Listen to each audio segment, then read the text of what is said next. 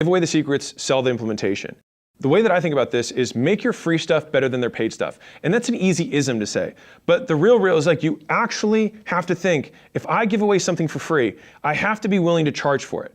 And if you were willing to charge $100 or $1,000 or $10,000 for the thing that you give away for free, my God, must that be valuable? Yes. And what that does is it increases the likelihood of conversion. It increases the likelihood the person consumes the thing and then buys the next product. Because what a lead magnet is, or what content is, it's a complete solution to a very narrow problem. And that's fundamentally how I think about this. A lot of people are very afraid of giving away value, but you shouldn't be. Give away all the secrets, give away all the things that you do, and then if someone wants help with implementation, they can call you up.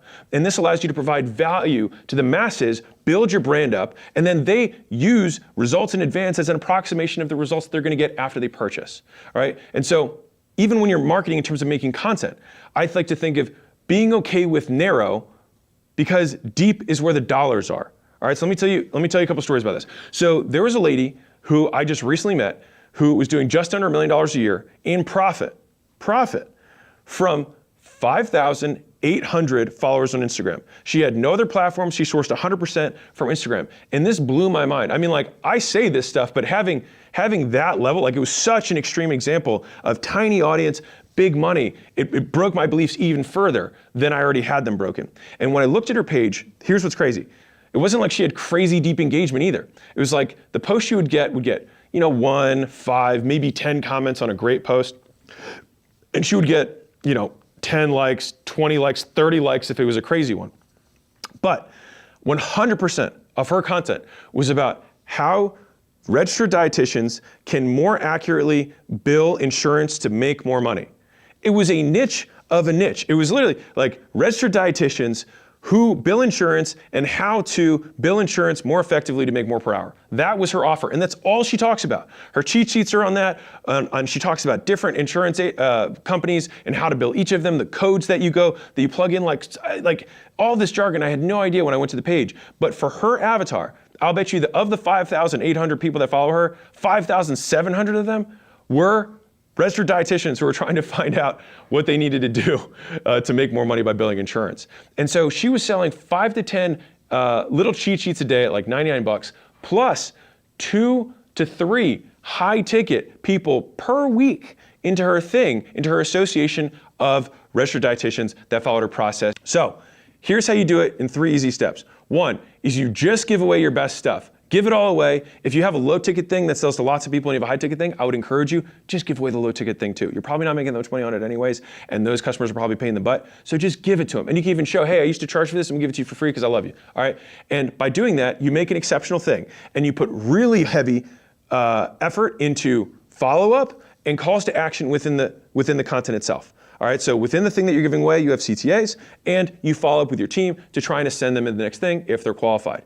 And I'll give you a pro tip on this. When you want to make the CTA, make it about personalization, not about more. Instead of saying, hey, if you want more stuff like this, go here, say, hey, if you want me to help apply this stuff to your business or apply this stuff to your body or this stuff to your life, then let me know. It's personalized. But here's the crazy stat, is that 99% of people who consume your free thing will never buy from you, which means that your reputation is getting made by the 99% of people, not the 1%. And so if you want to improve your reputation in the marketplace, make sure the stuff that you give away for free is awesome. Also make sure the stuff that you sell is awesome. And if both those things sound like a 4-letter word, which is work, welcome to business. Marketing advice number 12, all advertising works, it's just a matter of efficiency. I want to drill this down people's throats. The amount of time I've said Facebook ads don't work for us, Google ads don't work for us, TikTok ads don't work for us, direct mail doesn't work for us, radio ads don't work for us, content doesn't work for us, outreach doesn't work for us. Fundamentally, if you have a qualified person on the other side and you make an offer to them that solves a key problem for them, if you can get them on the phone, you can make money, period. So if you can rephrase the problem is, I don't know how to make Facebook ads work for us. I don't know how to make TikTok work for us. I don't know how to make content work for us. I don't know how to make outreach work for us. Then that becomes a problem that you can solve. And so I'll tell you this story that I think will wrap this up. It's the story of Henry Ford. And so Henry Ford had, in his office, he had his marketing person right next to him. So he walked past the marketing department over and over and over again.